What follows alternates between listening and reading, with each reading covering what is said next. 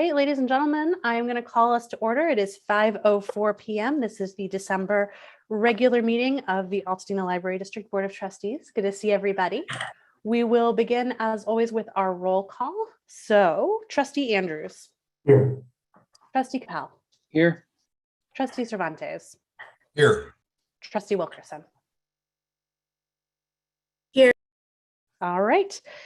Anything to move around on the agenda? Anybody want to switch up the order on anything? No? Okay. Then I will ask for a motion to adopt the agenda. I'll move. Okay, do I hear a second?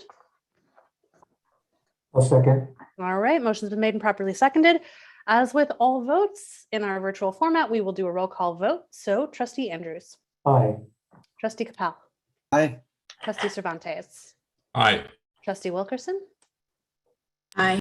And an aye vote from me. All right.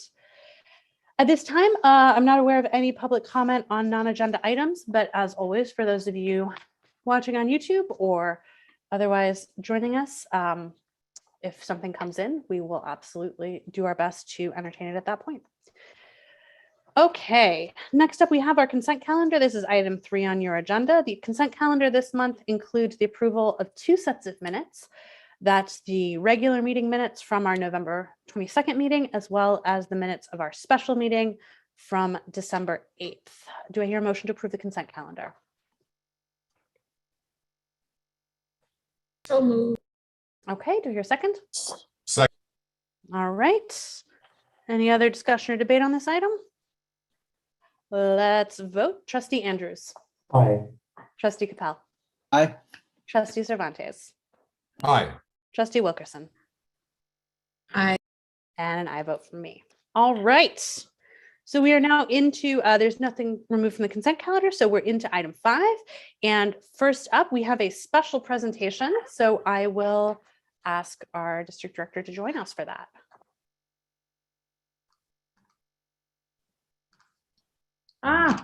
All right, here we come. Sorry.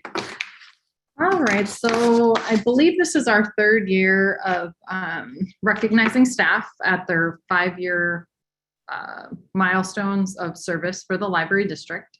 This year, we, just like last year, only have 1. And unfortunately, the person that I wanted to recognize is sick today, which has been like a common theme the last few weeks, but I still wanted to go on record to the board since it was on the agenda, and I told them to tune in on YouTube, so maybe she's watching. So this year we have Melissa Aldama. Thank you, Bryn, for creating a very nice certificate, as well as a gift card in recognition of her 5 years. And I'll just read a little statement about some of Mel's work for us. So Melissa, who goes by Mel, started with the district on October 10th, 2016 as a part-time library aide, shelving and shifting library materials. Within her first year, she was promoted to a full-time library clerk as a member of the Adult Services Department, and then reclassified during our class and comp study in 2020 to a library assistant, excelling in all positions that she's held with us these first 5 years. Mel brings thoughtfulness and foresight in her collection development choices to our library community, selecting and purchasing quality and pertinent materials in both physical and virtual formats. She has also been active in expanding our Library of Things collection, including those hiking backpacks everybody has loved this year. This idea was hers all the way. Our hiking backpacks cater to the local trail systems of the San Gabriel Mountains. The inclusion of information on local flora and fauna, indigenous and historical knowledge, maps, and tools for discovery all have the potential to make the hiker's experience on the trail more meaningful. So thank you to Mel for putting those together. I've heard lots of positive feedback. You can also not only find her at the information desk throughout her work shifts, but also outside the walls of the library, representing us at the Farmers Market, the Altadena Arts Festival, and many other community events. As our art coordinator these past several years, well, all the years I've been here, Mel has brought us installations by various local artists and students to enliven and enrich the community room, our reading court, and the brass display cases. She continues to be the staff liaison to the Seed Library of Los Angeles here at the library, which brings heirloom organic seeds to its members and amazing monthly meetings and presentations with a huge following. I know she's hopeful these meetings will be moved back to in-person in February 2022, so fingers crossed. With Mel's passion for gardening and native plants, this complements her work in the San Gabriel Valley community. She was also a starting member of our Equity, Diversity, and Inclusion team in the beginning of 2020, which greatly benefited from her extensive research and open heart in bringing awareness to content and topics centered around the EDI concepts. This has included ongoing work on a land acknowledgement statement that we hope to complete and share very soon with the board and the community. An engaged Altadena community member and information professional, Mel is currently in grad school at San Jose State to earn her master's in library and information science. Her devotion to Altadena Library District through her accomplishment in the last 5 years are truly too numerous to list. So I want to personally thank Mel for her dedicated service and look forward to our continued work together. And if she didn't get to see this now, well, I'll share it with her later, but I wanted to say thank you to Mel for her 5 years. Congratulations, Mel. Thank you for everything you do for the district. That's amazing. And we're so lucky to have you and other members of staff like you who bring such creativity and dedication to your work. So we're sad we couldn't be with you, certainly in person or virtually tonight, but we hope you feel better soon. And in the meantime, thank you so much. And very big congratulations. All right. Well, next up, we've got our departmental reports. So these commence on page 12 of your board package, pages 12 through 23. So as always, I will open up the floor at this time for any questions or comments or feedback from any trustees on any items in the departmental reports. Yeah, go ahead, Rushmore. Just a quick question. Well, first of all, very comprehensive reports as usual, and just really amazed at the creativity of these various programs. It seems like it's never ending as far as different new ideas. So kudos to our director and the team. I noticed that Finn was accepted to the Emerging California Library Leaders cohort, and I was just wondering what exactly that is and how that benefits the library. Excellent question. So the California Library Association has 2 different leadership cohorts the past several years. Typically, they have like new and oncoming library paraprofessional staff, and then like more developed managers or close to becoming managers, librarians. This year, they combined the 2. So from what Finn has told me, they've only gone for 2 days so far. There was like 2 days of facilitated workshops. They're going to be working on like projects in California that will be identified and then carried out. So I think it's pretty cool that like they're pairing up the people that might be going to library school or just starting in libraries with like more experienced professionals to identify projects in California. So it's also, in my opinion, an extremely good way for them to network with professionals throughout the state. And it's pretty limited. I think they said it's 40 people like this year that were selected. So we luckily tend to get people selected. I know Erin Kimbrell's done the program. Isabel Briggs has. David, our new IT manager who's in the room, has gone through the CLA cohort. So Right. yeah, it's pretty exclusive and exciting that they're in. Mm-hmm. Excellent. Thank you. Yep. Congratulations to Finn. Jason, go ahead. Yeah, I mean, as usual, there's too much here to touch on all of it. A couple of things I just wanted to highlight, similar to what has been mentioned, is just the creativity that Rushmore mentioned, right, around just how we're going about meeting our goals. I think especially on some of the outreach pieces, I really love seeing the work that the partnership we're trying to build with the residents of Montecedro, which, has a multiplier effect from what I could see. So we're not only, how do we build relationships there, but it's also in support of the volunteer work that some of those amazing folks are doing as well. So, I really enjoyed reading about that, and, working directly with the schools and signing up kids for library cards, all great stuff. So thank you to the team and all the staff. Absolutely, thank you. Terry, go ahead, please. Yeah, just a Oh, little sorry, thing Camila. I saw your hand, yeah. that I recognize, and that is that you manage with all this COVID resurgence and everything else to have a staff holiday party, which is great. I imagine that some staff holiday parties are in short supply across the country. So from what I can tell, even though they're masked up, they all look like they're having a great time. So way to get that together, Nikki. I really appreciate seeing that. Thanks so much. Camila, please. I really enjoyed and I was really impressed that the story about young Choi. It was really cool that she wrote that letter and I appreciate you all including it in the packet. It's like those little, again, touches that really highlight the excellent work that you all are doing.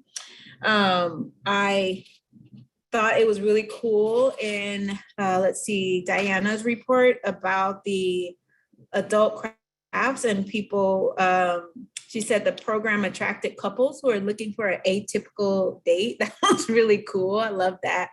And then I just had a compliment to share, and I'm blanking on the name of the person, but I had an opportunity to sit and have a meal with another local resident, and just was so, they were sharing that they were so impressed by the library and just the diversity of activities and options that the library was offering. So I just wanted to stick that in here.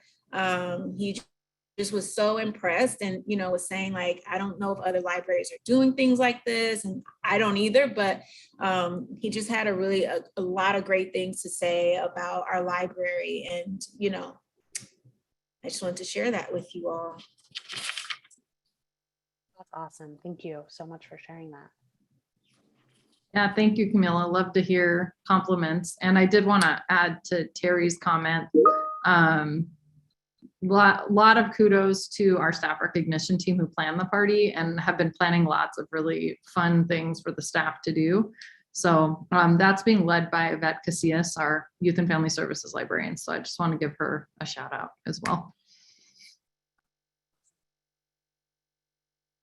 Certainly, I echo the sentiments you all have expressed. I too was really moved by the letter from Young in the package. I really appreciated, her willingness to share all of that with us, certainly. But it also just as the sort of story that she told unfolded, I was struck at every turn by how above and beyond, everybody went. That, she got a call from Diana the next day that her tutor was able to help her, figure out a resume and apply for a job. And I just feel like one of the things that's so special about the work that our libraries do is that, kind of extra mile, but also human connection. And to hear from somebody who felt like she didn't know anybody, was coming into an unfamiliar community, didn't know if she would really find those connections, to now where it feels like, there's a whole group of people. And now I count myself, I'm on Team Young. I'm like, absolutely, go get it. I'm excited about her and invested in her story. And it was just a really lovely illustration, I think, of all the things that we're about and that the district is about, and how lucky we are to have incredible staff and volunteers who make that happen day over day. So I was very appreciative to hear that. And if Nikki or Diana could just pass along our thanks to Young for sharing her story with us and let her know how much we appreciated it. Yep, we'll definitely do. Thank you. Mm-hmm.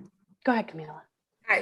Nikki reminded me of something that I think I neglected to do in the meeting that was after that, but I wanted to also give Yvette a shout out. She was super helpful to me. I had to plan a play date for our kindergarten class. And she came up with this really wonderful activity, helped me check out the, read with me books. And everybody, again, coming back to how impressed people are with the library, it was like, you got all this from the library? Like, they gave you these materials, it was like watercolors, paper, paintbrushes, crayons, like everything we needed to do the activity. And so I just really wanted to give a shout out to her. That was my first time hosting a play date for our kindergarten class, and everybody really loved the activity. So I just wanted to say a formal thank you to her. I think I neglected to do that at the corresponding meeting. Thank you for sharing that. That's lovely. Okay, anything else on the departmental reports? If not, then we will move on to our support group reports. So first up is the foundation report. I see we have Bridget with us. Hi, Bridget. Hi. I takes me forever to remember to turn everything on. Well, I think this is the first time that we actually were able to gather together in November to thank Leslie Dink and Kushan Bell, who have served as directors for 4 and 5 years respectively. So it was hard to say bye to them, but I wish them all the best, and they're going to continue to help with the foundation. We have migrated now all of our data from FlipCause into a software database called Network for Good, which has so much more potential and specifically includes silent auction items. So we can have a silent auction through our database this coming year. Anita Lawler has agreed to be chairperson of the development committee, and Renee Hines will chair the board affairs committee, and Mark Mariscal will continue to chair our finance committee. So now we're kind of looking at the goals that we set, but putting them into more of an operational plan for the year ahead. And then additionally, we want to create a really strong case statement so we can begin being more effective in attracting grants. We also, for the first time, mailed letters to donors who have given in the past, but haven't given this year. And we've gotten a really wonderful response from that mailing. I think, the other thing is we're really trying to take this month to just be still for a little bit, not be so busy, and then be able to come back in January. We have a very full agenda already for our January meeting.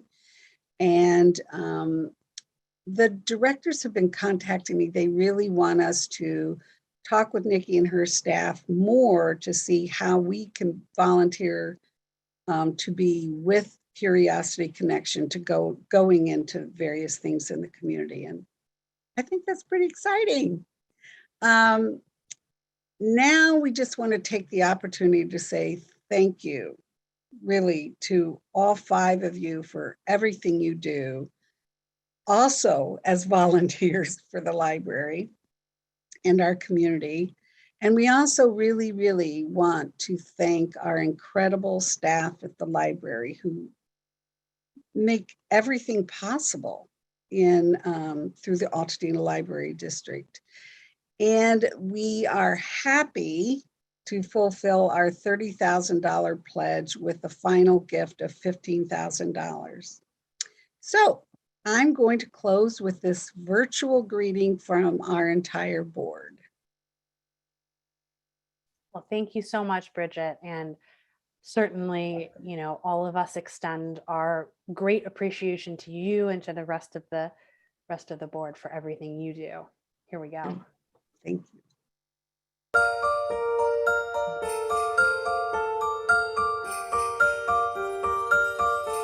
Happy holidays from the Altadena Library Foundation. On behalf of the foundation, this fulfills our annual promise. Thank you so much. Yay! Yay!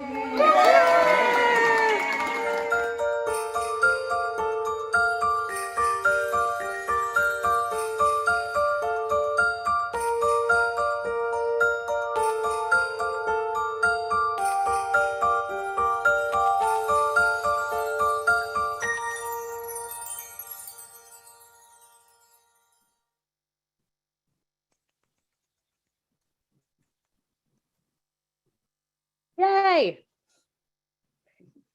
Amazing. YouTube ads included. Yeah, exactly. That was Um, lovely. That was great. Yeah, thank you. That was so fun. It was fun. It looked much quieter actually than the actual filming of that. I believe It was that. a lot of fun. It was good to I be believe together that. with everybody though. It was great Yeah. fun. So Thank you to thank you all. everybody on the foundation. Yeah, thank you Yeah. so much. You bet. Thank you. Thanks. All right. That's pretty great. I don't know how many other of our agenda items have a fun video to go with them, so I feel like we're setting a real high bar early in the process here. We could have mandated that all the bond stuff be done via creative video. Yeah, right. I think that's, you know what, that's a great note. That's a great note. It's very helpful. Next up, we have our report from the Friends. Hi, Sally. Hello. Hi. That was a tough act to follow. I know, I'm I have sorry. to Yeah. say. Okay. Let me read from my report. I'm sorry, I can't just vamp. like Yeah. Bridget Oh, no, can. totally. No, we appreciate you being here live with us. So yeah, take Well, it thank you. away. All right. This month, the Friends entered into a partnership with Kenny from Kenny Arts. Kenny is a local artist who paints plein air, or it's the French equivalent to open air scenes. And his focus is always on scenes from the two Dinas, as he puts it, and has produced a calendar, which we now sell from the main library. He's also painted scenes from Christmas Tree Lane, and we now sell those as Christmas cards at the library as well. Kenny has been exceptionally generous with his base price, which allows us to undersell the competitors and still make a nice profit. Kenny loves the library and has always attended our book sales to find art books and donates those art books back to us as well. He's painted some lovely scenes of our library inside and outdoors. Next year, the Friends of the Library will join forces to showcase Kenny and his art, and the Friends will continue to sell his art in the forms of cards, tote bags, t-shirts, bookmarks, etc. throughout the year. And finally, I would like to touch on the article that was written in the Colorado Boulevard website and commend Katie Clark's eloquent reply. And the Friends have asked me to say they would like to formally convey to Director Nikki Winslow and the staff members of the Altadena Library and the Board of Trustees that they have the support and thanks of the Friends of the Altadena Library. And it just remains for me to say, have a very merry, silly season. Thank you for your time. Thank you so much, Sally. Appreciate all of your support. Thank you for that. And I'm delighted to hear about this collaboration with Kenny. I'm a huge fan of his, so I'm excited to know that I'm going to be able to buy more of his stuff because so it's great. Amazing. Yeah. Yes. Yeah. Terrific. Well, thank you so much to you, and thank you to all the board members of the Friends for everything that you all do. And I hope you'll convey to them our appreciation and I will. also, our best wishes for a very happy holiday. Yeah. Thanks. Yeah. Thanks, Sally. All right. We move now to our district director's report. So this begins on page 25 of your package. And Nikki, I'll hand it over to you. All right, thank you so much. Good evening and happy holidays. Hope you're all having a wonderful holiday season and staying warm. It's been so cold. Definitely gotta take the sweaters and boots out. As you saw in my report, I've been enjoying lots of in-person holiday festivities. It's so nice to actually see people in person again. I've run into Senator Portantino several times. I don't know how that guy is everywhere all the time, but it's really inspiring to see how much love he has for Altadena, for sure. And thank you to Bridget for inviting me to events too. So we've been kind of all over town lately. So with staffing, I'd like to start out by saying I am so excited to introduce you to our new IT and Technical Services Manager, David Zierbaugh. David has worked in libraries for 16 years, with 11 of those years focused on emerging technology in libraries. I used to work with David in Glendale. Him and I were basically the IT people for the department. They're lucky they had him, because trust me, they would have been trouble if it was just me. So I know he has the skills to be really successful in this role. David, do you want to say a few words? I'll pass it over to you. Sure, yeah, thank you. Yeah, so I just wanted to say first off, I'm very excited to be meeting with you all tonight, and also excited to work for the Altadena Library District and to get to know all of you and the staff. It's definitely an honor to work for a library district, because you know exactly where the funding is coming from and where the support's coming from, and so that's really exciting. And I definitely know Christopher has done amazing things for Altadena Library District, and there's some big shoes to fill there, and I'm very hopeful that I can fill those shoes, and I'm very grateful to have some time to work with him. But anyways, I'm looking forward to working with you all, and I'm very excited to work for the Altadena Library District, and thank you so much for having me. Yay, thank you, David. Welcome, welcome, welcome. We're delighted to have you. So yes, as David alluded to, I'm also sad to have to say farewell to Christopher Kellermeyer, who has been with us about 6.5 years now. With this being the last board meeting before his last day with us, January 7th. As David has pointed out in conversations we've had, it's really kind of astounding to think about how much money Christopher has saved our districts based on building COHA, the very low maintenance costs of that, as well as you all know, lots and lots of grant acquisitions. So it's definitely with a heavy heart that we see Christopher go, but I am really, really grateful to him for staying on for the extra time and onboarding David for us.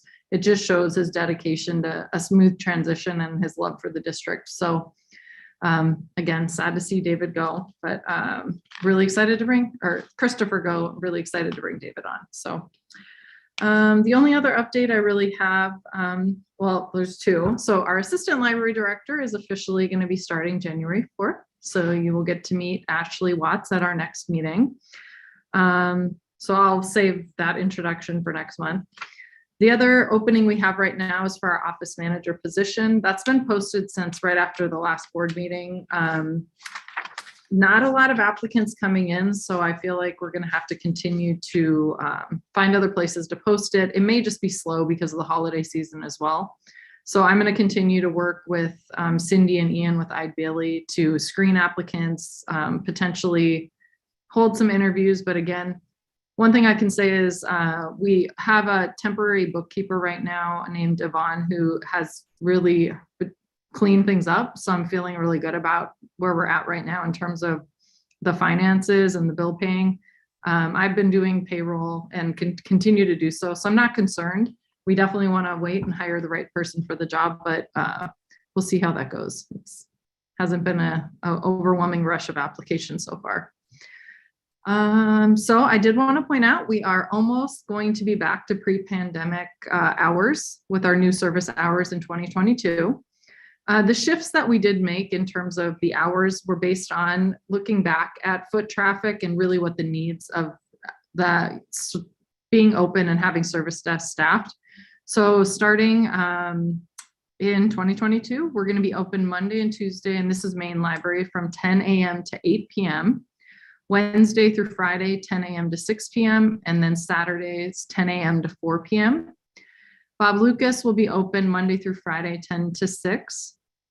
Bob Lucas did have some evening hours before we closed, but in anticipation of the renovation that's going to be coming later in 2022, we're going to continue to assess, because we do know when we reopen Bob Lucas, it's probably going to be open all the time as we're renovating Main. So we'll just keep looking at what the needs are in terms of service hours. And just a reminder that both library buildings are closed this coming Friday and Saturday for Christmas Eve and Christmas Day, and then the following Friday and Saturday for New Year's Eve and New Year's Day. As mentioned earlier, the holiday party was so much fun. Thank you to the staff recognition team for actually making that happen in person in a socially distanced manner. We did do a white elephant gift exchange, which always fascinates me. What's going to be the big, like popular item? And this year, obviously, people want to win the lottery. So the scratchers were the one that kept getting stolen. So my husband was not pleased they got stolen from him, but such is life, right? Yeah, so that was a good time. So thanks to Yvette and the team for putting that together. As you see with statistics, I keep expanding the statistics sheet. I know you need like a magnifying glass to read them at this point. I hope they're informative and helpful. And again, if there's any others you'd like to see included, you think there's too much information, just let me know. Because as you can see, we're actually almost 2 years being able to compare month to month. So just let me know if there's things you'd like to see changed. It's hard to believe that it's almost been 2 years since we did the last recruitment for the Poets Laureate program. I met recently with Khadijah Anderson, who is, since she took on the position, moved to Portugal. So that's been interesting, scheduling interviews or meetings with her around that. But we did post the application process on the website. So if you know anyone that might be interested in the local area, please encourage them to apply. The deadline to apply is February the 11th, 2022. As I mentioned in my report, a big thanks to Khadijah Anderson and Jessica Abugadas for their work these past 2 years. They decided to take things in a little bit of a different direction and not publish the anthology, but create a website. If you haven't checked out the website, I would really encourage you to do so. It's altadena.poetryreview.com. And really it stemmed from the values that we identified in terms of empathy, equity, and innovation in bringing on a website and having an ability for more voices to be heard from like a wider area of people. So I do think that's something they accomplished. Who knows what our next two poets are going to do. But anyway, if you know anyone that might be interested, please spread the word. There's also information about the Shared Landscapes project in my report. They're currently taking submissions. Isabel did a presentation about this a couple months ago of like featuring different places around Altadena that have personal significance to our teens from ages 13 to 19. The deadline to submit is January 22nd, and they're planning to have an exhibition in February. So again, if you know any teens that might want to submit something, please refer them to the website. Let's see. Big thanks to Mel for bringing the Elliott Middle School and Altadena Elementary School's art exhibition into the library. If you didn't see it, it's a bummer. It was really cool. Kids of all ages. And then they actually had a reception here with, I think, about 50 people outside to celebrate the kids' artwork. That came down, I think, last week. But if you want to, you can come check out the doll houses. There's like 3 or 4 of them in the library right now. It was Beth Fernandez got bored at the beginning of the pandemic and decided to build doll houses. And the amount of patience that goes into building those kind of blows my mind, to be honest with you, but very detailed and really cool. Let's see what else. And, you know, as I mentioned, we've sort of been all over town lately. Grocery Outlet had their ribbon cutting. I'm on Rotary with the Valenzuelas as well as others. They've really been an amazing partner already. So big thanks to Grocery Outlet. We're lucky to bring on these owners that are so committed to the community. The Chamber Sip and Shop, if you weren't able to go, highly recommend if they do it next year. It was such a cool event. So many people there. Obviously everybody's craving in-person events, but like we had a really great spot and got to interact with lots of community members. So that was cool. And just, you know, my other pictures. So again, I just wanted to say happy holidays and echo Bridget's thanks to all of you, our trustees, that put your time and dedication into all the work that the library is doing, which I know at times probably feels like a lot in your positions. And of course, thanks to our fantastic support groups, as well as our amazing staff. I'm just so grateful to work with all of you. So happy to answer any questions you might have. Mila, go ahead. Hey, Nikki. Hi. Hi. I was curious if I'm reading the statistic report, right? Mhm. So like, for example, July 20 and then July 2021, there's like a drastic difference in physical collection checkouts. And those are books, right? Basically like, Yeah, know, anything items. anything you would check out Yeah. inside the library, but we were closed in 20. So Yeah. we could only check out through curbside. Oh, that's what it is. Okay. Yeah. Yeah, I was like, because then I was looking at all of, then August 21 and then September. Yeah, there was such a drastic change or difference. But then I forget that we've been in the pandemic for like 2 years now. Yeah. And that's where like, I was on the fence about even starting to do year to year, but as you can see, it's good information to have. But yeah, we definitely check out a lot more when the doors are open. Yeah, and so to that, my last question was going to be, do you have so June 21, for example, it's like 12,000 and some change in terms of physical collections. Like, do you have data from before the pandemic? Like, Oh yeah. or is it back to normal? I'd say it's pretty close, to be honest, Okay. from what I've looked at from before. Yeah. I'm actually going to be really interested in working with our new assistant director and David to look at statistics and see how we can continue to increase those numbers. Mhm. I think they could be a lot more, to be honest. So, but I think it's pretty much on track with where we were pre-pandemic. Okay, Mhm. cool. That's pretty impressive. Mhm. Thank you. And I also just wanted to say, like, I liked all the pictures of you in the community, and I think it's again representative of the work that you do and the attention that you give to your position. And with respect to that article, that's all I'm going to say about that. But I think it was pretty representative of how incorrect a lot of that was. So thank you. Happy to do it. I love to be out seeing people. We've been cooped up too long. There are questions, comments for Nikki? Jason, go ahead. This may sound funny, but I'm actually kind of serious. I feel like we need to send some kind of gift basket to the city of Glendale for sending all of their library leadership our way. I don't think it was voluntary. So I don't think they're excited about it necessarily. But kind of, I mean, it goes to what Camila was just saying, as well as the comments that we've heard earlier. I think if our ability to continue to recruit what appears to be very highly motivated and very talented people speaks to what our library district, under Nikki's leadership, has been able to accomplish despite 2 years of this craziness, right? And also, the fact that a lot, our leadership is allowed to be creative and really go out on a limb to accomplish a lot of this because we are an independent district, Mm-hmm. right? If you look at, like, we really, set the tone for how to continue to provide services, and others followed us. The big behemoths like LA City, LA County, that took months and months and months and months to even think about responding to this crisis when we were already doing it. And so again, thank you to the staff who helped us get through this, whether they're still with us or have moved on to bigger and better, and welcome the new team.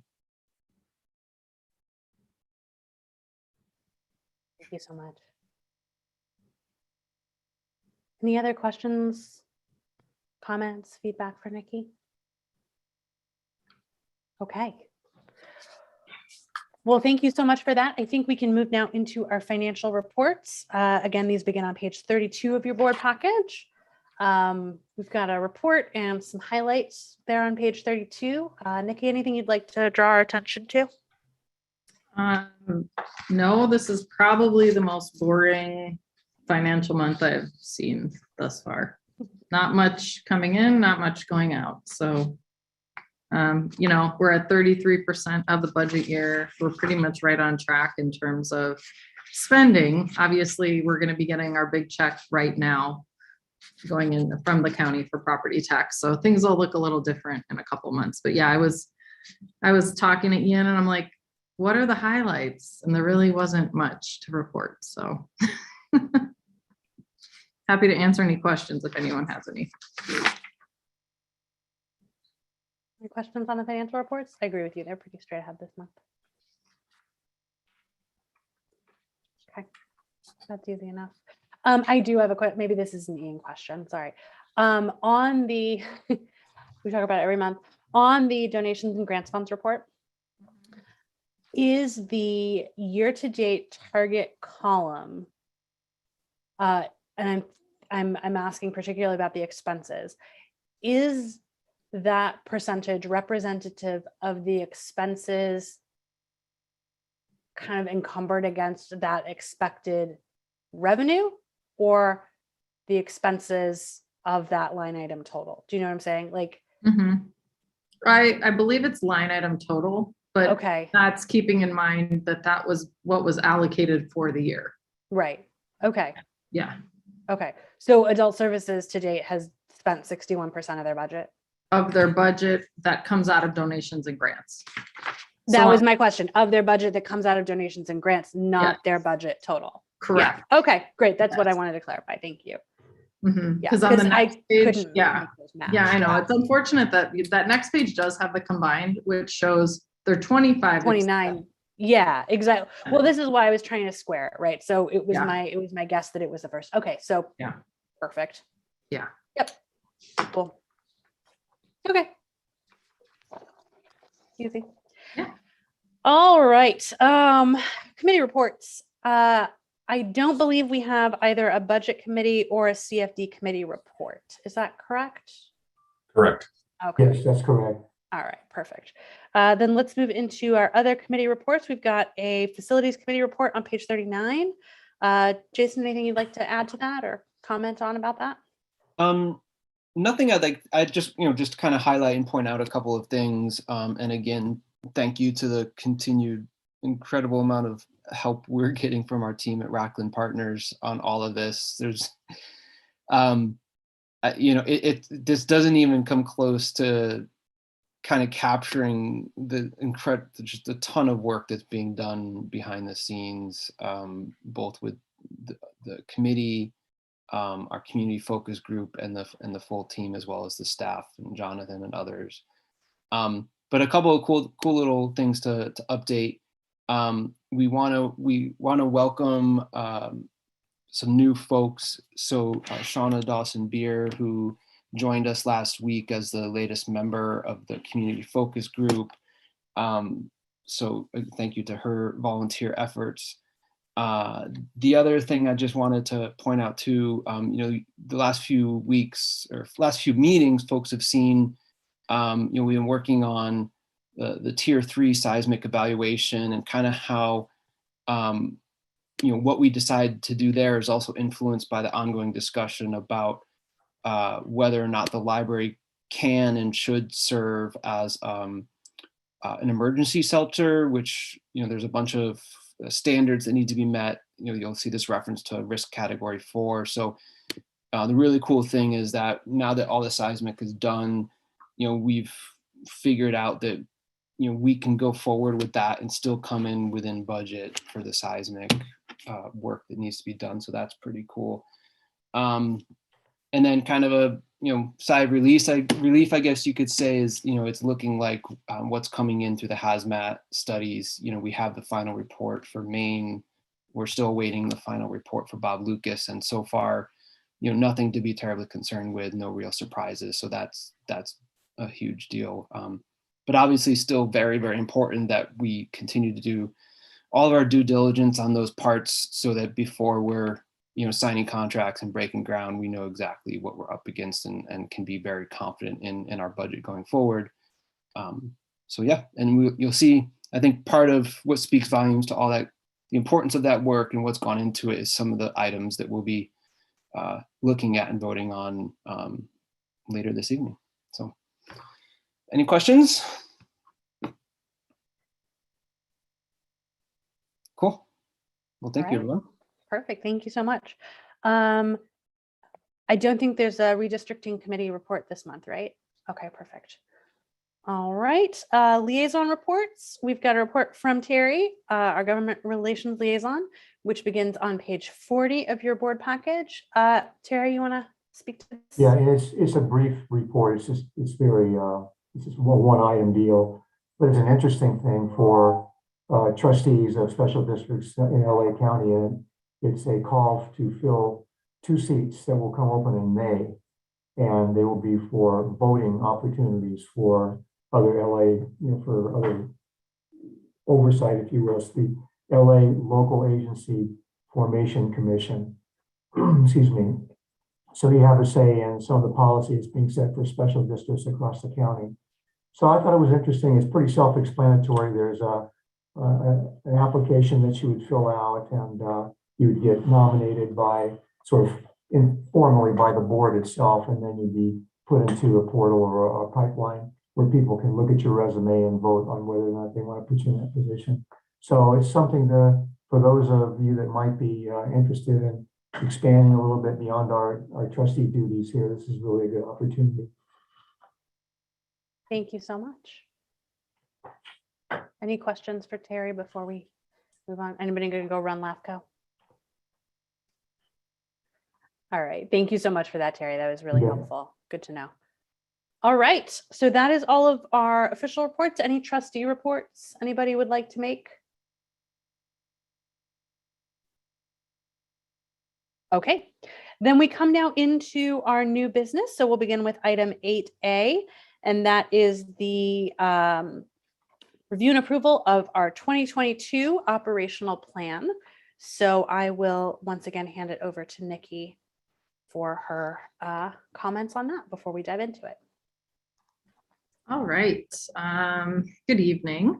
So as you can see, based on the operational plan that we put out in the beginning of 2021, this one is very similar in terms of how we formatted it.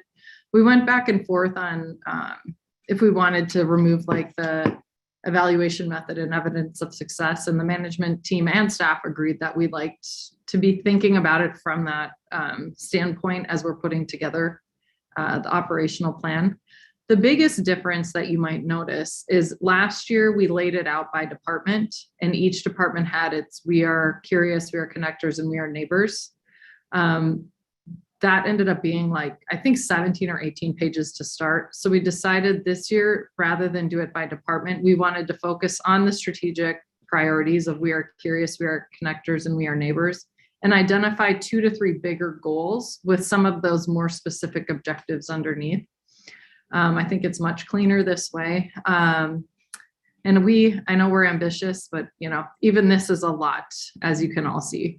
And I did want to say that when we had professional development day with Jennifer Coyle as our facilitator, one of the activities we did was something around like the priorities staff would like to identify in the next year.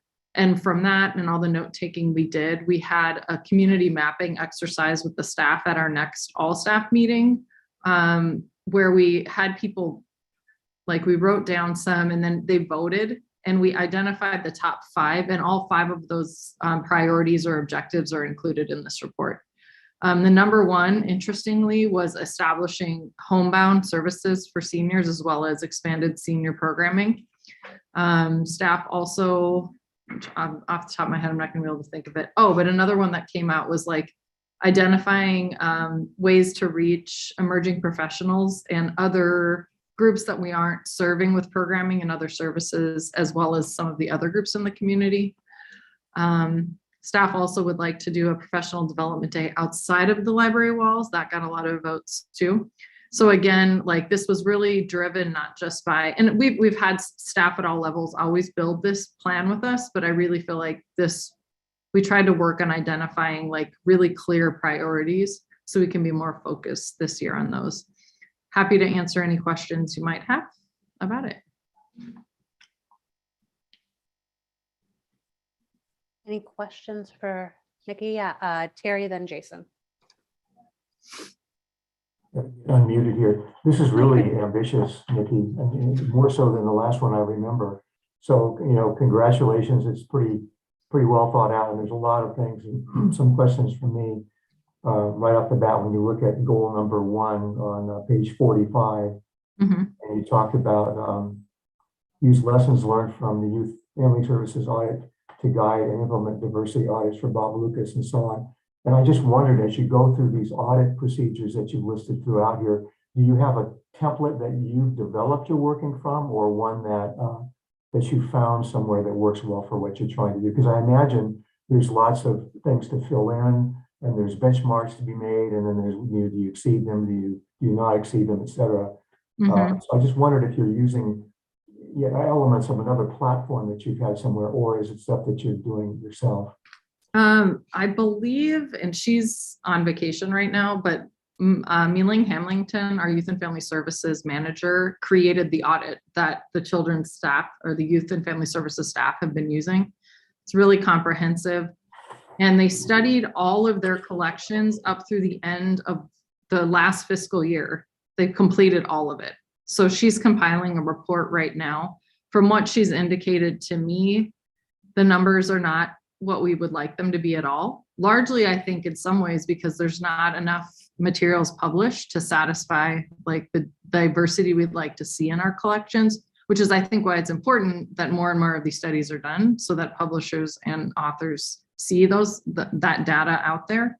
But then what her plan is to compare the first 3 months of this purchasing year and see, now that we've built this into our selection process, how those numbers differ. And my plan was to have her present this to the board when it's ready, be it January, February of next year. And then in addition to that, 3 of the staff that do adult selecting, and then Carlene, who works in technical services, did training on building diversity audits. They felt like that was geared more towards children's, which we kind of already have a really robust plan. So I have 3 or 4 more staff that are going to be attending another training on how to do it more specifically to adult collections. I do think Meeling's program is really good. And if they could take that and adapt it, as well as what they learn through this class that they're going to be starting soon. But that's kind of where it's at. I think a lot of people are trying to do this, so it's still kind of new and a work in progress, but definitely more information to come. And I hope that answers your question. Yeah, it does. And I mean, it's got stamped all over it, the academic paper, if you know what I mean. There are places. Mm-hmm. Oh, yeah. Well, I told her, I was like, we're going to put you on the road with this, because I do think not only did we, because I think a lot of people could get through the study of it, but not getting it to the reporting part of it, which is the whole reason why you're doing it. So that's just kind of how Meeling's mind works. She's really, honestly, her brain fascinates me, because she's like, she can take it from conceptual to actually like making it happen, which I think sometimes is the struggle. Yeah, well, but I was really, impressed by the scope of it and what you're trying to do. And that was one of many things that jumped out at me. I'll let somebody else go now. They might have questions, but I have others as we go through it. Well, maybe it makes sense to go goal by goal. So any other comments or questions on goal number 1? I mean, I'll echo what Terry said, especially at a time when we're seeing reporting about libraries pulling things out of their collection.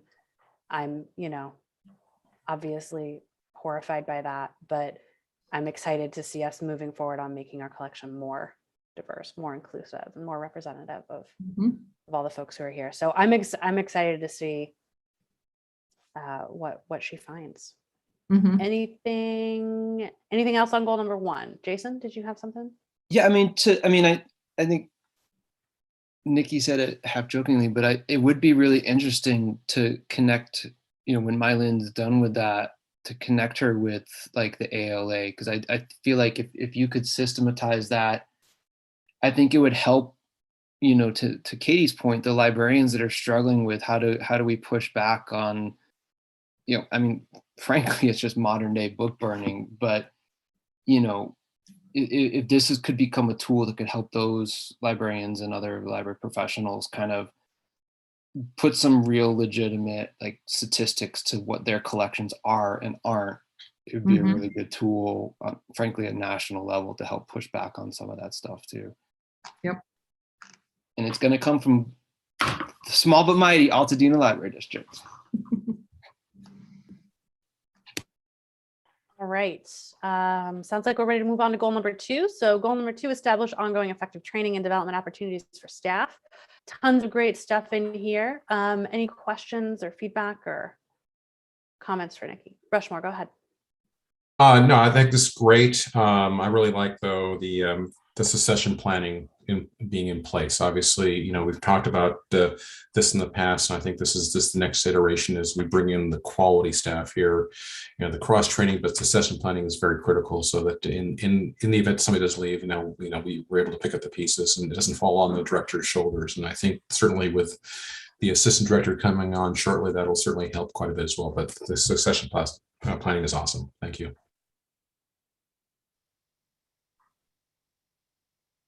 Jason.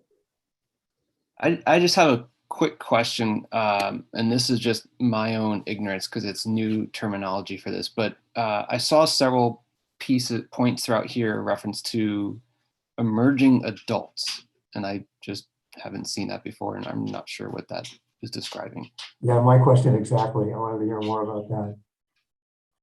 It's kind of like that group that's not a teen anymore, but coming into like out of college, emerging professionals, honestly, is the way I look at it more so.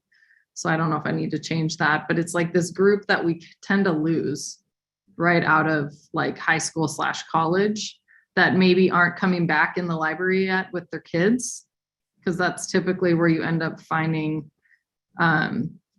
people of that age range back in the libraries because they're coming for children's programming. But we want to offer programming or services or training or whatever that would appeal and bring people of that age group more so back into the library.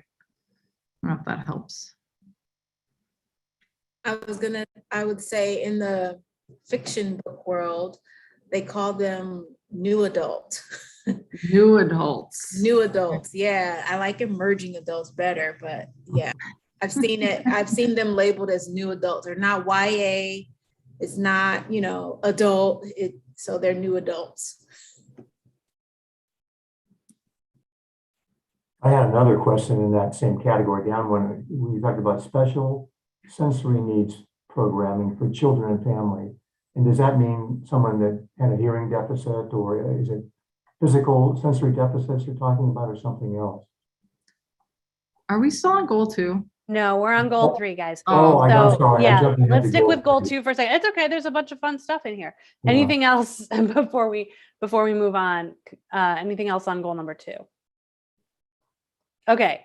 Goal number 3. Okay. Yeah. So I'll answer that. Special sensory could be like kids on the autistic spectrum, or just a range of different things like that. Like a lot of libraries offer different programming or even spaces. That's one of the things we're talking about with the design process is just identifying the different needs. But a lot of times sensory is related to children that can't deal with a lot of noise or a lot of light or an excessive amount of people, and building in like different manipulatives and types of programming around kids with sensory needs like that. So I think Mei-Ling's not here, but I think I captured it correctly.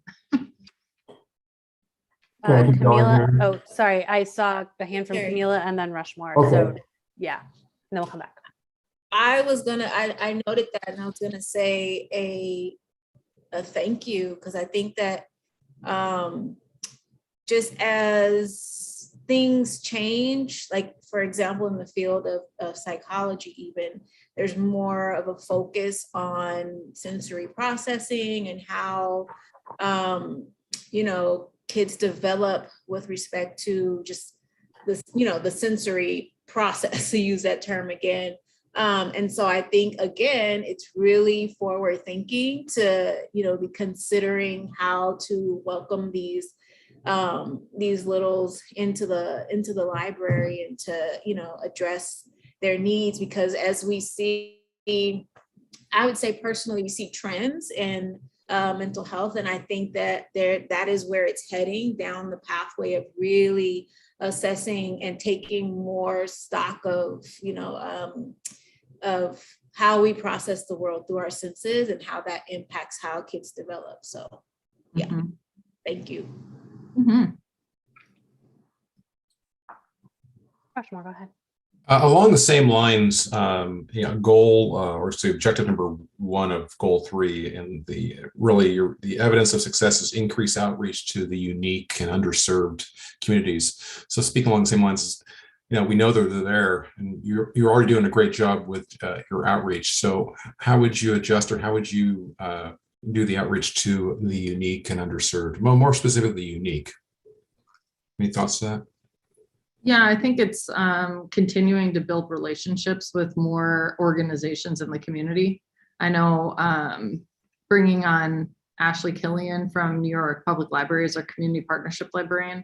I think it's like connecting with new and different people throughout the community. That could be through meetings you attend or events you go to. But again, like growing these relationships with people that we're not typically coming across in the library. That could potentially mean even, I think, visiting businesses where you might engage with people from those groups. So like, I don't want to say a bar, but like you might run into emerging adults in settings more so like, you gotta meet them where they are, and then talk to them and hopefully expand our programming around the kinds of things that would attract them into the library. Great, I appreciate that. There's no right or wrong answer. It's just, just kind of curious as what your thoughts were on that. Appreciate that. Yeah. I mean, our number 1 issue since I've worked in libraries is awareness. So gotta spread the word on all the cool stuff we do. I had a quick question on this one. So sort of to the same point, we talked a little bit about special sensory needs programming for children and families. And I was curious about the extent to which some of the diversity audits and some of the thinking around outreach to groups includes neurodiversity as an element of diversity, right? So specifically for adults, right? So, and that, lots of people define that in lots of different ways. But I would be interested to know to what extent that's on our radar. Yeah, I can't speak to that. That would be Ameling and probably Ashley, our new assistant director. Yeah. Yeah. Just a question. And I would definitely think it is. I would imagine it is. Yeah. I mean, I've seen their work. I would guess so, but I would just be, it dovetails, I think, right, with the idea that, for the whole journey of people's lives, we're interested in them and we're interested in how they think and how they see the world. Yeah, I'll pass that along. Thanks. Okay, any other questions, comments, feedback on goal number 3? All right, goal number 4, increase awareness of library programming and services through marketing strategies. I'm super psyched about the bilingual marketing for programs and services. I am delighted to see that. And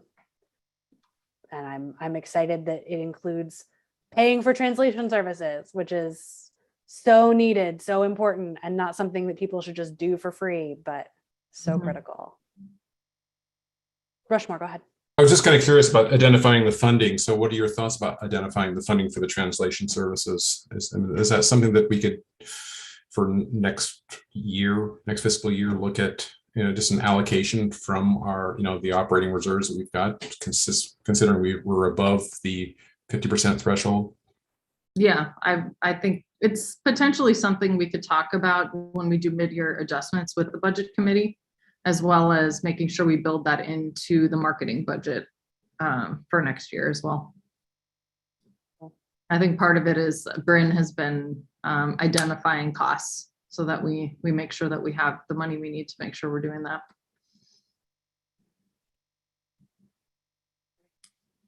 it made me wonder, not to sort of pull focus from the goal, which is about marketing, but I read this after I read the letter from Young Choi, and it reminded me that a lot of like literacy education says that like literacy is it's a two-way street, right? That like it helps to be, you know, to have a high degree of functionality in your native language, whether that's English or Spanish or Cantonese or anything else, and then it makes it easier to learn a second language. And I'm also sort of wondering if there's an opportunity for like reverse literacy programming, in the sense that there are probably a lot of English speakers who would like to become Spanish speakers. And I wonder if there's a way to kind of think about multi-directional literacy programming, not just English as a second language learners, but potentially native speakers of English learning other languages, especially those that are prevalent in our community. Could be really interesting, especially with like our library of experts thing. I don't know, it's a very half-baked idea, but it'd be cool. I mean, in my experience, we've typically referred people to community colleges. Mm-hmm. Yeah, right. But I see your point in terms of like, if you're learning together, Mm-hmm. you know? Yeah, maybe it could be a peer-to-peer thing. I don't know. Yeah, that'd be cool. Yeah. Thank you. Camila. I was just gonna piggyback on that, Katie. I was thinking about that as I was reading Young's story also, how it looked like part of her, not training, what's the word? Part of her tutoring was conversations. Mhm. And I had a friend one that told me that she went to, I'm forgetting the name of it, but they basically were conversations with other people who were trying to learn English, and she was trying to learn Spanish. And so they used to go, you know, back and forth and kind of help each other. And once she told me that, I went and I Googled, there's a meetup group that meets locally, and they basically practice. They just sit and practice speaking to each other in Spanish. So I thought that that would be something, you know, to add to the list, Nikki, in terms of hosting some things like that. They call them intercambios, where they, you know, exchange, you know, conversation. One is learning English and the other is learning Spanish. So that might be something that we could do. Because hey, do we have any tutors that will help me, you know, practice my Spanish? That would be awesome. So yeah, I just wanted to echo that or piggyback on that. Well, and I think, Camila, you said it much more eloquently than I did, because the part of her letter that jumped out to me was the part where she's like, yeah, I learned all the grammar, I did all the stuff, like, but I didn't ever actually have a conversation with anybody. And I think you're exactly right, Camila, that conversational Absolutely. practice is irreplaceable. Yep, absolutely. Carrie, go ahead. And then I had a question about the first item on goal 4, when it says creation and implementation of a marketing plan for digital resources.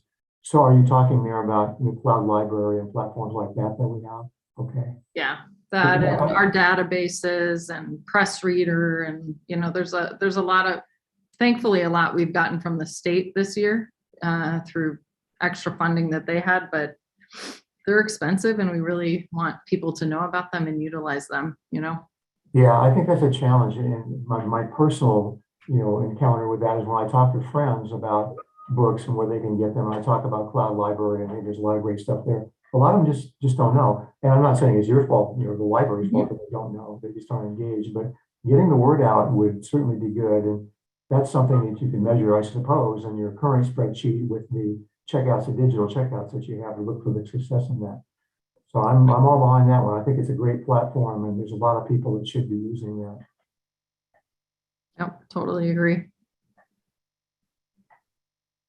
Any other comments, questions, feedback on this item? Okay. Goal number 5, increase and maintain partnerships and connections with the community of Altadena. Lots of great stuff in this one as well. And really the goal in each of these is just, if there's any questions or like we've been doing, points of clarification or feedback or thoughts, you know, that we'd like to flag, because obviously there's pages and pages and pages of stuff that lies behind every single one of these. And we could talk about it till we're blue in the face, but it's very cool. Yep, it's an ambitious group. It is. Okay, anything on goal number 6, maintaining library services during closure due to renovation by providing resources and programming outside of existing facilities?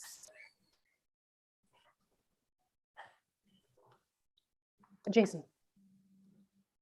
Yeah, I saw the, maybe Nikki, if you could just provide a little more detail on the thinking around a second, I'm saying a vehicle because I didn't see it specifically referenced as a, Curiosity Connection mobile library, but, if there's just some more thinking behind that, like, I'm just wondering, like, do we feel like there's things we're not able to accomplish with the Curiosity Connection? Like, just that's just what I was thinking when I was reading that piece.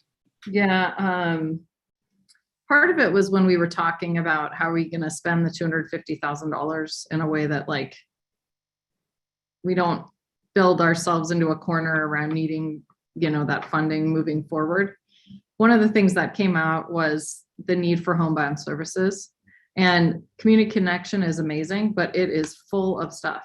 Like, it has so much cool stuff in it that there's really not space if we were to want to use that as like a delivery vehicle for homebound, or and even like with the renovation processes, do we need to move things? Like, there's really not space. So I do think it's going to serve a different function. What that exactly looks like, I'm not sure yet. We might have to come up with a different clever name for that, but I really see that as leading the effort in building homebound services, honestly, and other delivery types of things. We'll see.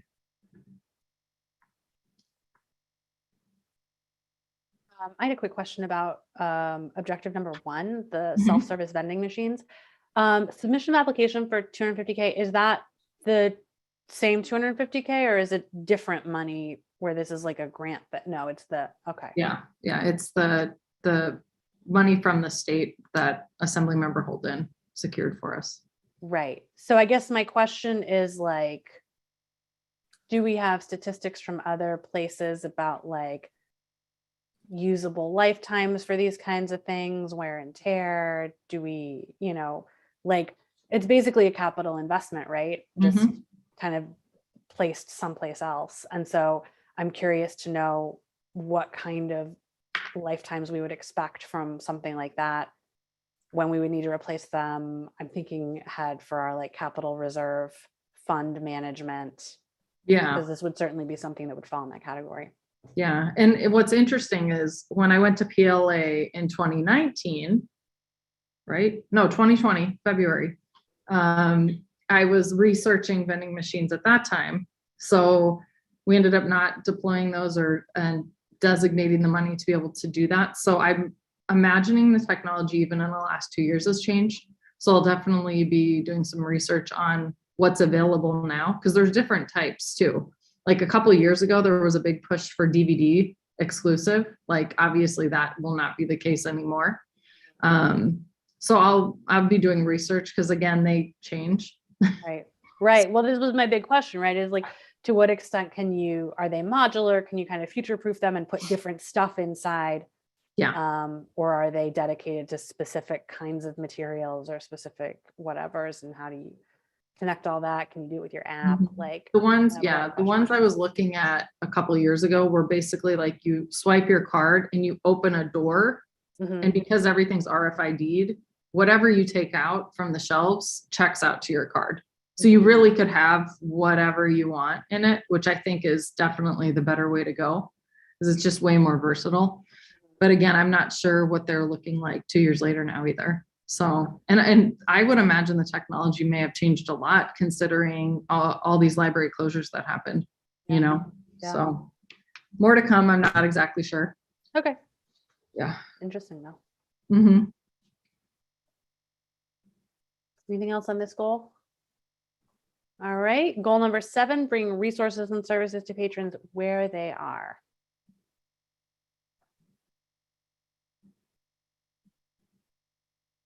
Terry, sorry, go ahead. Well, I'm seeing now the string of home-based services now that you talked about, maybe the fact that people in your staff seem like they're gravitating toward that.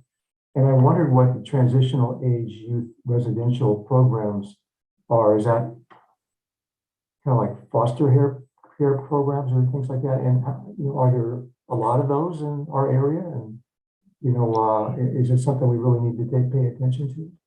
Yeah, already our teen librarian, Isabel Briggs, has been working with either 2 or 3 local foster or transitional services homes. Sometimes they're long-term, other times kids are here for a short amount of time. But she wants to continue building that relationship and potentially putting deposit libraries in those, meaning like almost like little free libraries, but inside of these homes for kids. So yeah, it's typically foster or group home type situations that we're building relationships with.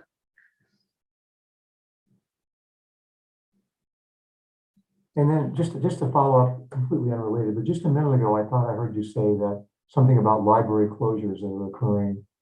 Did I mishear that? Is that a trend right now? Are there libraries?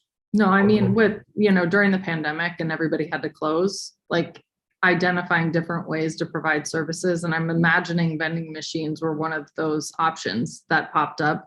I know lots of libraries were getting what are called, like lockers, the Amazon lockers that you would request things, they'd put it in the locker, you'd open it. My conversations with the people that didn't make me feel like that's the solution necessarily, because they're pretty expensive, to be honest with you. But yeah, that's what I was referring to, is we all had to close, and how did we provide services? So I would imagine vending machines was one of those ways of doing that. Okay, I thought you meant that there was a trend of library closures. Oh, knock on wood, let's hope not. Okay. No more.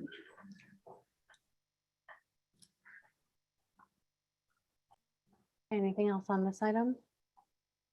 All right, and last but certainly not least, goal number 8, continue moving building renovation process forward for both library sites. Ton of stuff here, obviously.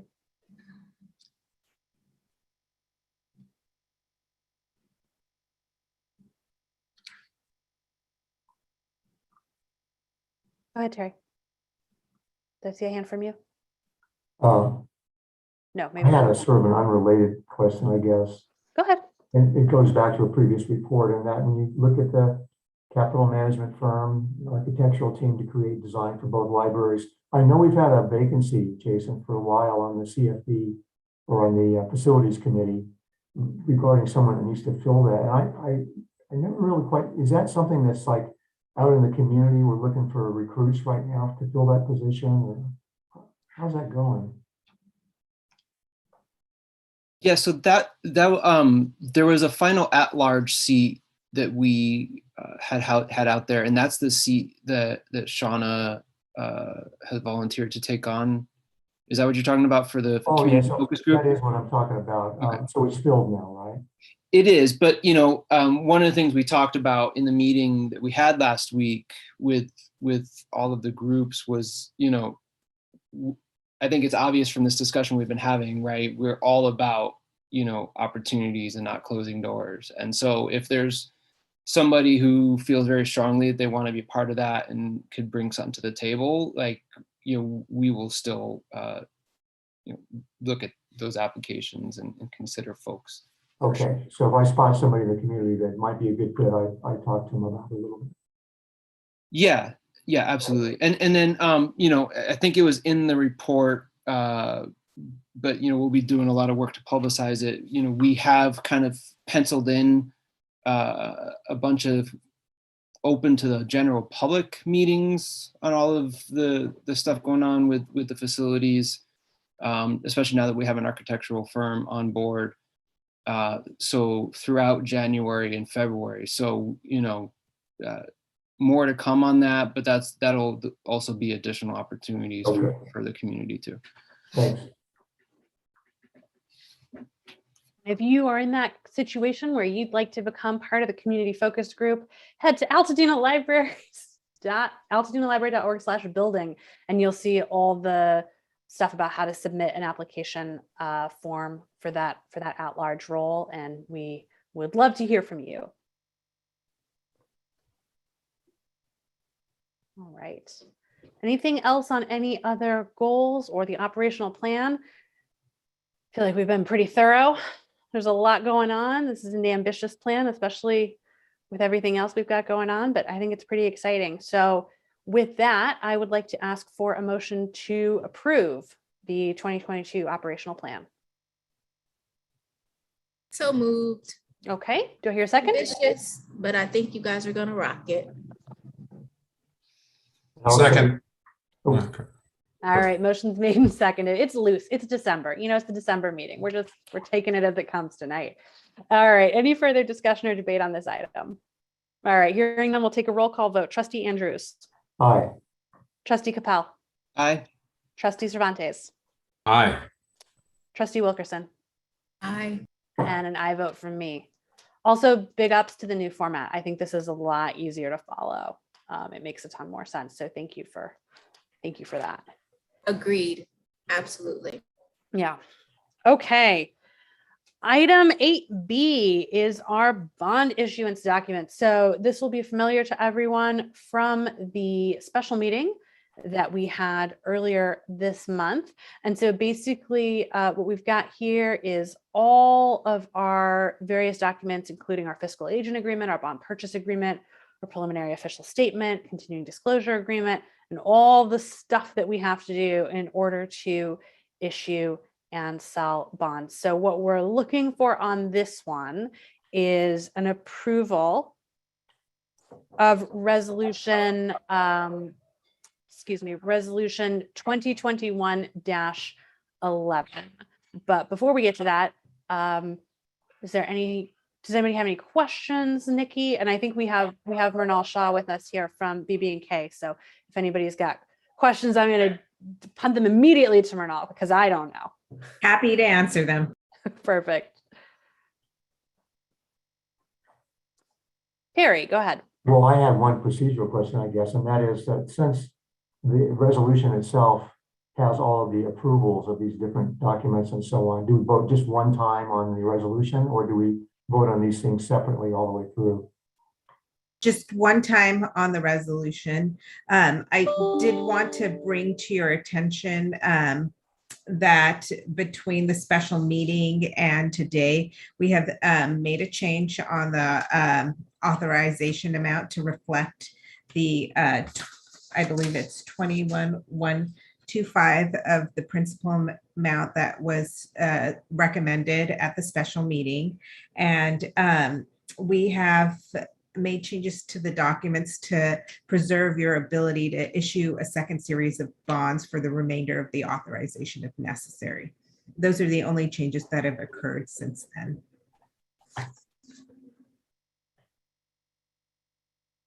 Hey, any other questions on the authorizing documents? Well, Katie, does that mean that we're open to talk about all of them, or are we focusing on just? Yeah, you can talk about all of them. Yeah, because basically, as you say, they're all included as exhibits in the resolution. So we're going to take one action, which is a motion on the resolution. But yeah, anything that you'd like to address that's either an exhibit or the resolution itself, this is the time.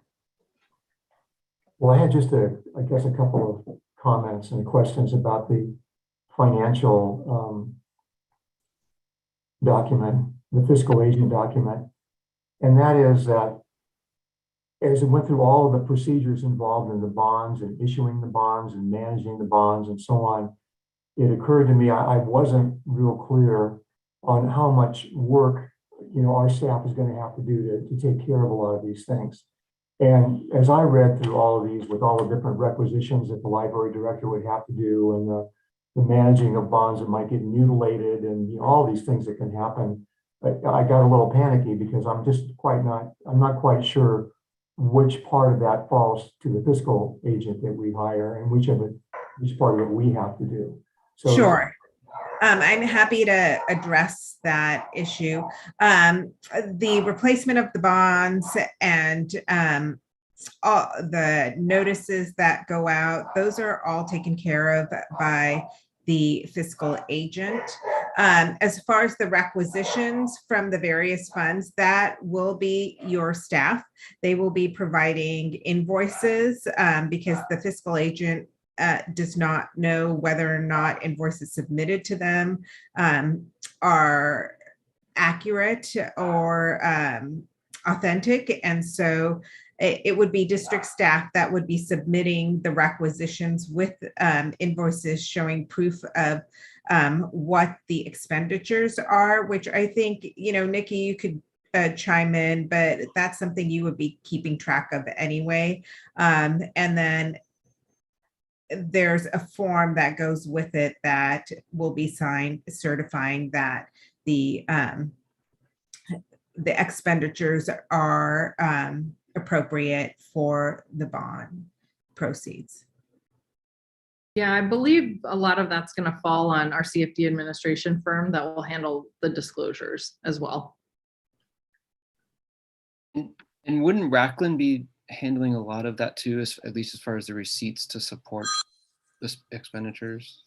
Yeah, they're going to have an ongoing budget, and then we'll as well. I think it's going to make life easier for us that we have this separate capital expenditures fund, basically the CFD fund. So I'm confident we have consultants in place that are going to help us carry out this work. I guess that's what I wanted to hear, Nikki, is if you're not feeling as overwhelmed as I was when I read the thing. So, okay, that's good to know. Oh. And thankfully built into the cost of all of this too. So yeah, that's right. Other questions on either the resolution or any of the supporting documents? Okay.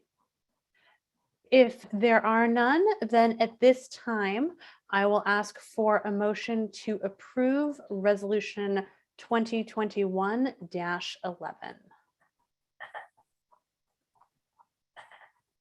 So moved. Okay, do I hear a second? I'll second. All right, motion's made and properly seconded. Any further discussion or debate on this item? Hearing none, we'll proceed to a roll call vote. Trustee Andrews. Aye. Trustee Capel. Aye. Trustee Cervantes.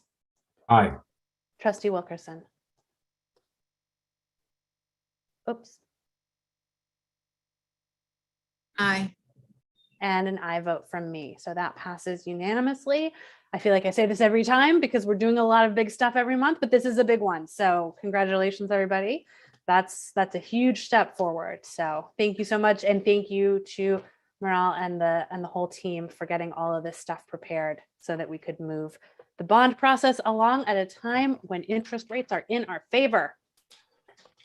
Take Can I advantage of just that. point out once again, in case there's somebody watching this who hasn't seen the other meetings, that we're coming in under what the voters approved because of all of the diligence of everybody involved. And I think we should be pointing that out as often as we possibly can.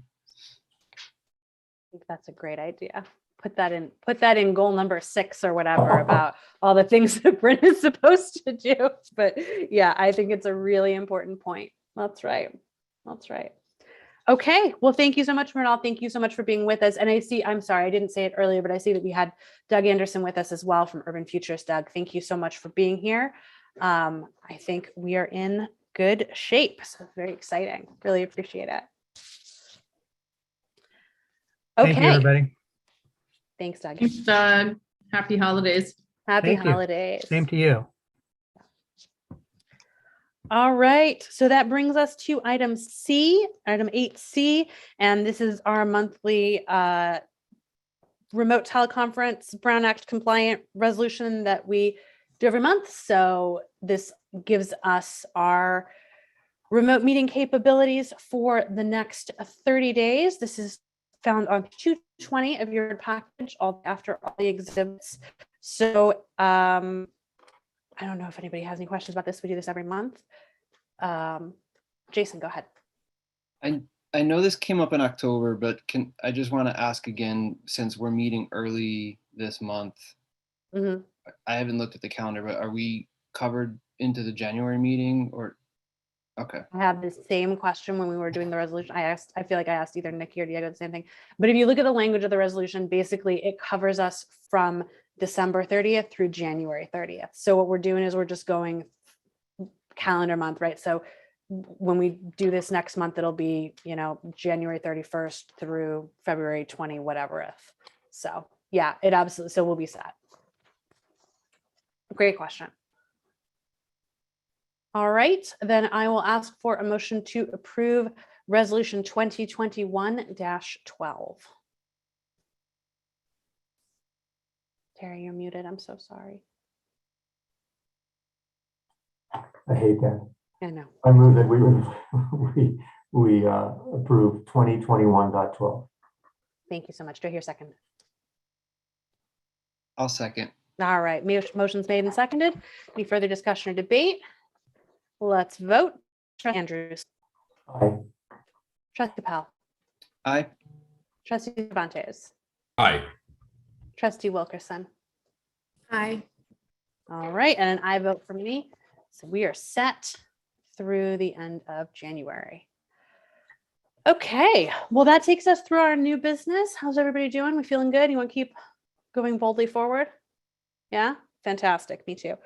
All right, so that brings us now to item 9, governance. And so as everyone will recall, December is that very special time of year when we elect board officers. It's also when we reappoint our board committees. So all of our ad hoc committees dissolve every year, and then we reform them every year if they need to be reformed, or we let them expire if they have reached the end of their scope of work. So our current situation around our committees, we have 2 standing committees, of course, our budget and our CFD committee. Those don't need to be reformed, but the personnel on them is the purview of the chair, and our ad hoc committees, also appointed by the chair, do need to be reformed. That is the executive privilege of the chair. So you just do it by saying, I want to reinstitute these committees with whoever's on them.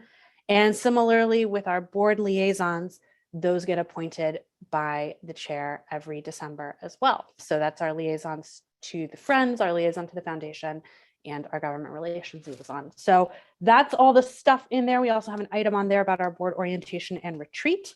But before we get to any of that, we have an action item, which is item 9A, and that is the election of our board officers. So the Education Code, which is our establishing act, says you have 5 trustees and you have 2 officers, and those officers are the president and the secretary. And so those are the officers we'll be nominating and voting on this evening.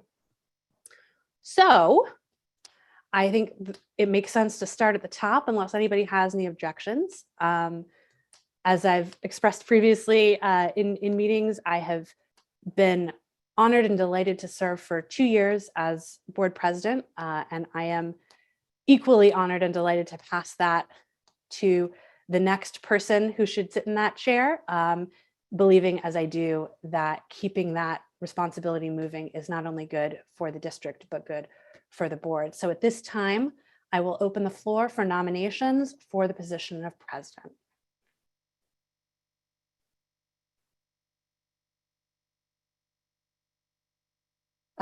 Jason.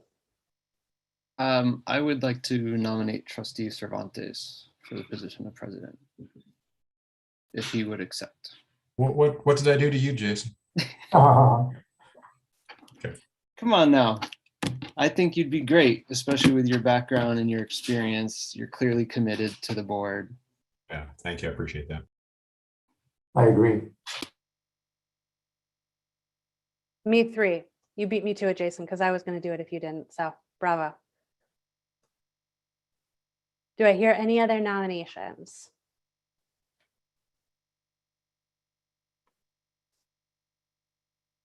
So as just as a reminder to everybody, there's no explicit provision in our board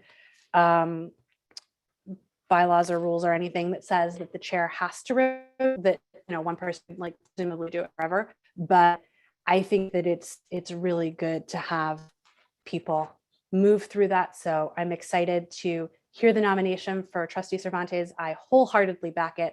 And so just for the record, Rushmore, do you accept the nomination?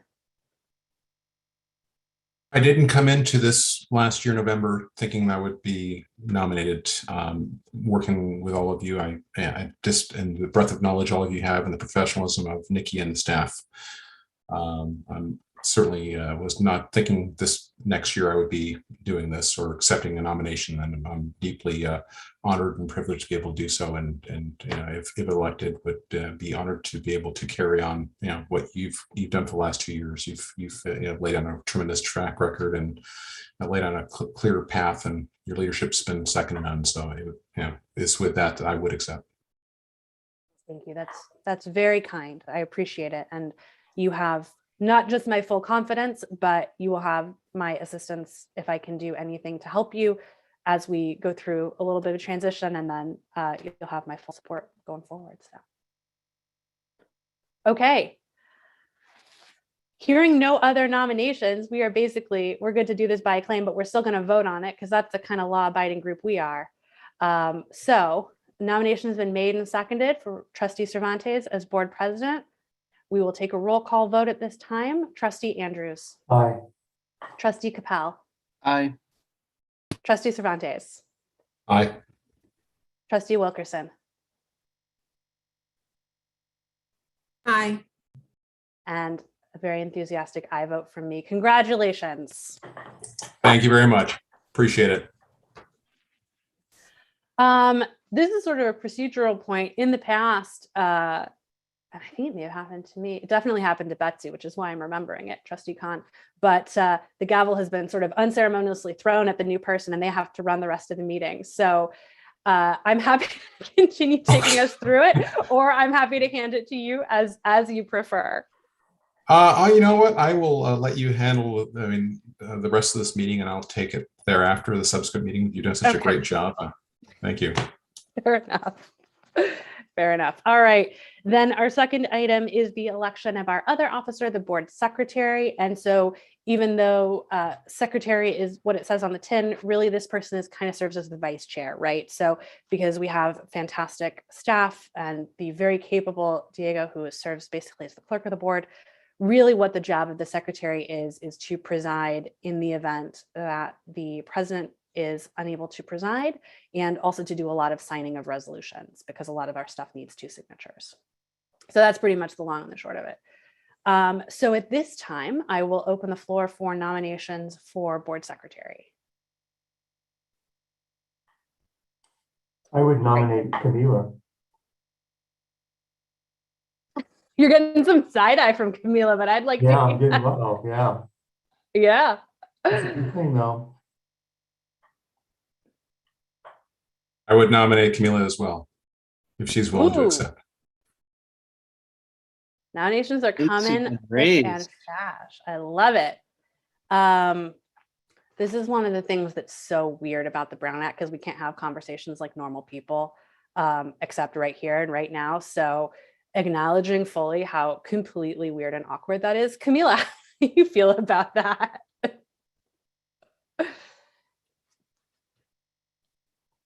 Well, I am surprised, but I will rise to the challenge. All right. God, I My love very it. best. Amazing. Amazing. Yes.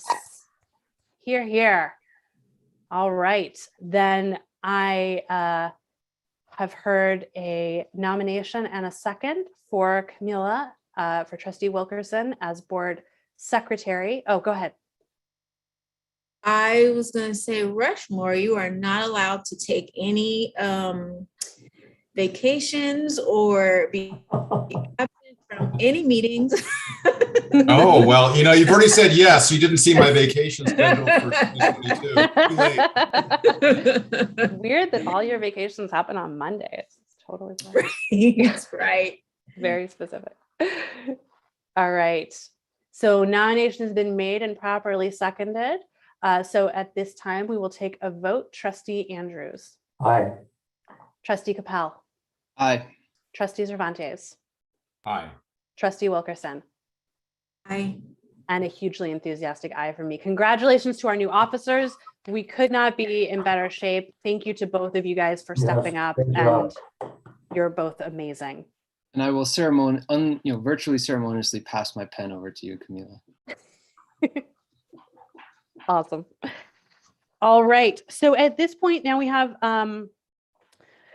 items B and C, which are really sort of executive privilege. So the board committees, basically what happens is the new president, so our new board president, Trustee Cervantes, appoints the committees for the coming year. And so basically what we need to do is figure out what the landscape of the committee population is and move people around if you want to move people around, or do whatever you want to do. Okay. Well, it really comes down to, I mean, I look at specifically the CFD and the standing committees, CFD and budget committee. It really comes down to people's availability, if they continue to be able to put forth the time and the effort. The budget committee does not require a tremendous amount. That's, once a quarter, and that can be, continued. CFD obviously is more labor intensive.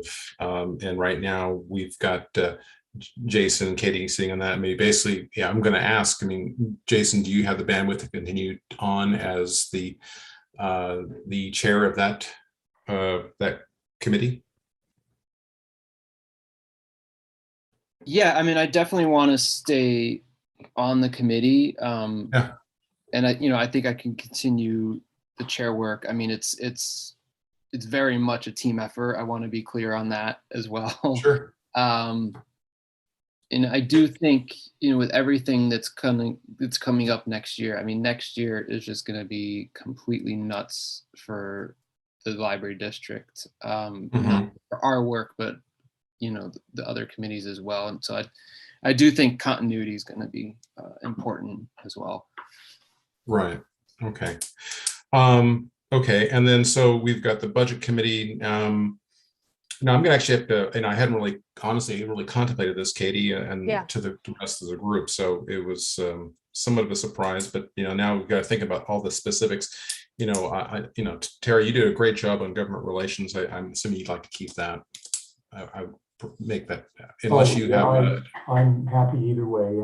Okay, got it.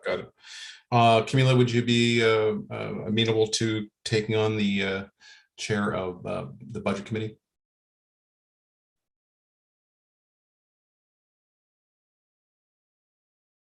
I want to say no. No? Okay. Well. Okay, because you're chair of the redistricting. Yes, and I would to keep doing that, but I think the budget is something that it's not my strong suit, and so I'm still like I'm in the learning process with that. With Sure. all matters. No, I respect that. Yeah. So why don't I make, so I'd like to keep the CFD the same, then with having Jason as the chair, Katie as that's the facilities committee. Facilities committee. Yeah. Facilities committee. And then that leaves us for the budget committee that we need the chair for. Katie, could you serve on that? Sure. Okay. So that would be Katie and Camila on the budget committee, and then Jason and Katie on the facilities committee. What else am I missing here, Casey, on as far as the committees here? So we've got, budget will be myself as chair and Camila as the second member. CFD, it sounds like Terry will continue to chair, and Rushmore, you'll continue as the second member on that committee? Yes. Okay. Facilities, Jason will chair, and I'll be the second member. And then redistricting, Camila, are you good to continue to chair that as you have? Okay, perfect. And I'm happy to stay on that one as well. Right. And then Camila, if you'd stay on as the point person for the liaison for the Friends, and then Foundation. I know, Jason, you've done that before. Let me see. I know, Katie, you've done quite a bit. Would you mind serving on the Foundation as the liaison? Yeah, that's fine. Yeah. Okay, Happy got it. Okay. Okay, so redistricting the Camila, I'm sorry, strike that. So we got the foundation, Katie, Friends Liaison, Camila. Redistricting would be Camila. We've got the budget committee, Katie with Camila. We've got the CFD with Terry and myself, Rushmore. And we've got the facilities committee, which will be Jason and Katie. Did I get all those? Right, that's absolutely right. Okay. Okay. All Yeah, right. you still got me as the Very cool. liaison for the Oh, yeah, that's right. Terry is. Liaison for the what? for the Government. governance liaison. Yes. Government relations liaison. Yes, exactly. Great. I didn't mention that, but yes, thank you. All righty. All right. So that's Thank it. you, everyone. We are set for 2022. Oh my gosh, Diego, I'm so sorry to do this to you, but I just noticed that there's a typo in the agenda. It should say appointment of 2022 board committees and liaisons. So I just Sorry. noticed that too. Thank yeah, you. I But know, I also, was like, the date for the board retreat is 2022. We're not going back in time. I wish we had a time machine, but we that's don't. right. No, we're moving forward. We're moving forward. Okay, fantastic. All right, so the board orientation retreat. I haven't even had a chance to talk with Nikki about this, much less any of you, but I did have a conversation with Jennifer Coyle, who I think most, if not all of you, have spoken to at this point. She'll be facilitating our board retreat. She's from North Star Consulting, has done the professional development work with the staff. Terrific, really excited for that. She and I had a conversation today just about the feasibility of doing this in person versus virtually. And I know originally the thinking was to do it in person. She and I both had a number of concerns looking at the way the numbers are trending, especially with holiday travel and all that. So I wanted to take kind of a temperature from you guys tonight and get your sense of where you are. Her feel was that it would work well in person, it would work well virtually. A hybrid situation is possible, but could be a little bit tougher to figure out, not impossible. So I think basically any and all options are on the table, but I told her I would ask you all how you were feeling, so that she can kind of plan appropriately.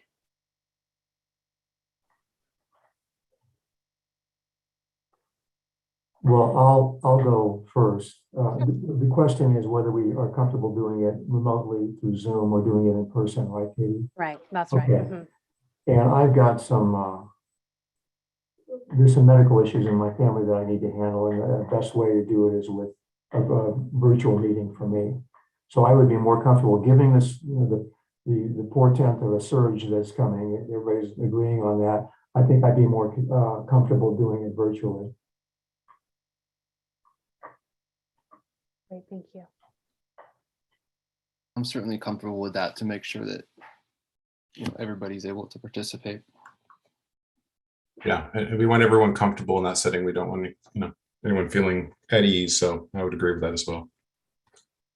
And I'll just say, Terry, for my part, I would also prefer a virtual setting for exactly the same reasons. I have some high-risk members in my family, and I'd like to avoid any potential situations. Not that I don't want to see you all, because I do, and I want to hang out and I want to do all kinds of things. But I think kind of similarly, I would feel much more comfortable if in a virtual setting. So, okay, so let's plan on that. Hopefully, we are on the overly cautious side. Everybody comes, through the next 2 months safely, and we have no major health issues. But just in case, I think I'll relay to Jennifer that that's where everybody's feeling. Okay, thank you. That's very helpful. Okay, and then of course, if you haven't had a chance to talk to Jen yet, please make sure you do. I know that she's trying to get feedback from everybody about what would be most helpful in structuring that retreat. So that would be, your input would be greatly appreciated on that. So Friday, January 7th from 9 to 1 p.m. And we'll plan on doing that remotely. And I know Nikki, Diego, she'll want to talk with you about sort of protocols of how we do that, but that is that. No correspondence that I'm aware of. Any future agenda items that anybody'd like to throw out? for the docket? No.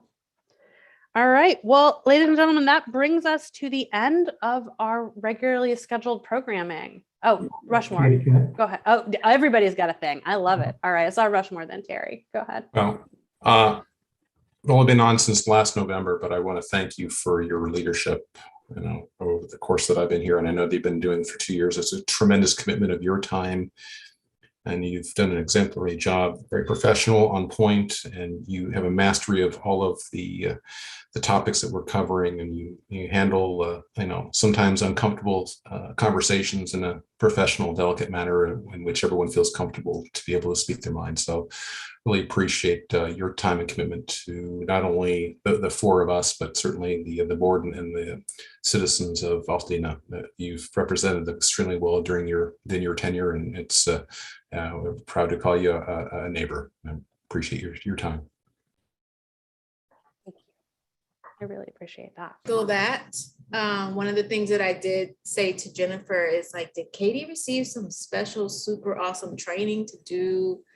Because you're so official and efficient and professional, and it's been really a pleasure watching you work. Thank you.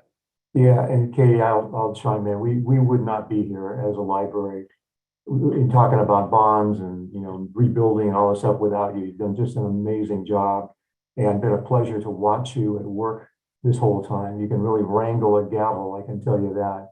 And it's really been a lot of fun learning from you all the time. And we give congratulations, and congratulations to our new officers as well. But Katie, we owe you a big debt. Good job. Thank you so much. I really appreciate that, guys. That means a lot to me, and I think I'm deeply uncomfortable with public praise. So I'm sure I left the gas on in the other room, or the sink running or something. But I will say that the opportunity to serve this community in this library has been a tremendous privilege, and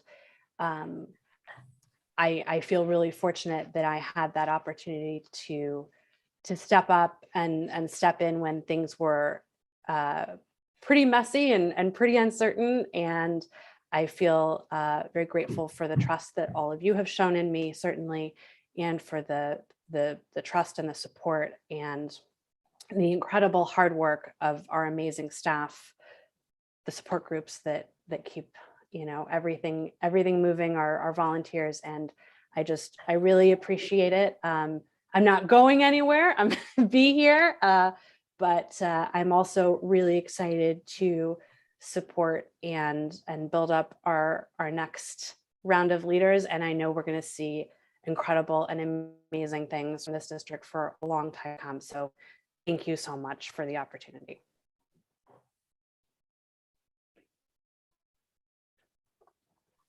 All right. I Well- want to say too, Kate, if it's okay. Okay. Yeah. I saw Rushmore today, and I said, I've been amazed how you can predict the future to some extent too. I think your foresight and amazing research skills have really benefited the district, because we've been able to stay ahead of all of these curves, in my opinion, largely due to our consistent communication and keeping our finger on the pulse of what's happening. And I know I'm very grateful for your leadership and the fact that we've had a staff that have not gotten sick and have felt supported, and you've been a great board president. So thank you. I think we've been a pretty solid team. Hear, hear. Absolutely. Absolutely. And I think, none of this happens alone, right? This is the most team of team sports that there is. So thank you to you, Nikki, for leadership and for your communication and for your fantastic positivity in the face of what has been often a very daunting set of circumstances that we've navigated over the past couple of years. And I think, only more good things to come. And if that's not a high note to end a board meeting on, I sure don't know what is. So at this time, I think it is time for everybody's favorite motion. Motion to adjourn. I move to adjourn. Okay. I'll second. I'll second it. Oh, Yeah, here you I go. got there first. Yeah. Yeah, you it did. happened. You did. I don't get to second things as the chair ever, so I'm gonna live my life. All right. Any objection? All right. Hearing none, we are adjourned at 6:59. Happy holidays, everybody. Have a wonderful holiday season. We'll see you in 2022. Be safe. Be well. Thank you for an Take amazing care. meeting, everybody. Yeah. Happy holidays. Happy holidays, guys. Everybody.